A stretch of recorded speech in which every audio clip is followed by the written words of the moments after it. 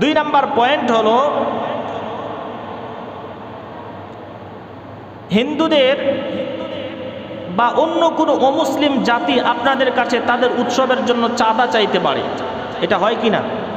অনেক সময় দেখবেন বিভিন্ন অনুষ্ঠানের নামে আপনার কাছে চাঁদা চাচ্ছে। কোনো পূজার মণ্ডপ বানাবে, সেখানে আপনার কাছে চাঁদা চাইতে আসছে। ইসলাম কি বলে? ইসলাম বলে আপনি অমুসলিম জাতিকে যাকাতের টাকা বাদ দিয়ে আপনি সব ধরনের দান করতে পারবেন। কি বললাম?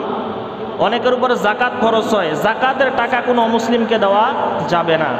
যাকাত ছাড়া আপনি যে কোনো অনুদান অন্য অমুসলিম জাতিকে দিতে পারেন। কেউ অসুস্থ হয়েছে, অন্য অমুসলিম জাতি, আপনি তার চিকিৎসার জন্য টাকা দিলেন।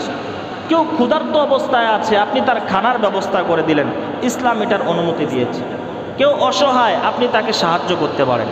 কিন্তু যদি কোনো অমুসলিম জাতি তাদের অনুষ্ঠানের জন্য, তাদের পার্সোনাল যে উৎসব হয়, এই উৎসবের জন্য আপনার কাছে চাঁদা চেতে আসে, এই চাঁদায় অংশগ্রহণ করা একজন মুসলমানের জন্য সম্পূর্ণরূপে হারাম। কোনো চাঁদায় অংশগ্রহণ করা যাবে না। রেফারেন্স কি? দলিল কি? আল্লাহ পাক রব্বুল আলামিন কুরআনুল কারীমে বলেন, তাআওয়ানু আলাল বিররি ওয়াত তাকওয়া ওয়ালা তাআওয়ানু আলাল ইসমি ওয়াল উদওয়ান। আল্লাহ বলেন, হে দুনিয়ার মানুষ, তোমরা একে অপরকে সৎ কাজের মধ্যে, ভালো কাজের মধ্যে, তাকওয়ার মধ্যে একে অপরকে সাহায্য সহযোগিতা করো।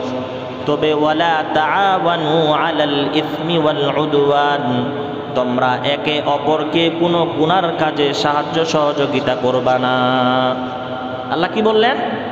ভালো কাজে, সওয়াবের কাজে, সৎ কাজে একজন আরেকজনকে তোমরা সাহায্য সহযোগিতা করতে পারবা।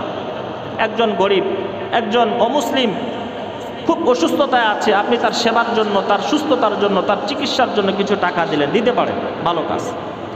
কিন্তু গুনার কাজে কোনো মুসলমান আল্লাহ পাক রব্বুল আলামিন অংশগ্রহণ করতে নিষেধ করেছেন।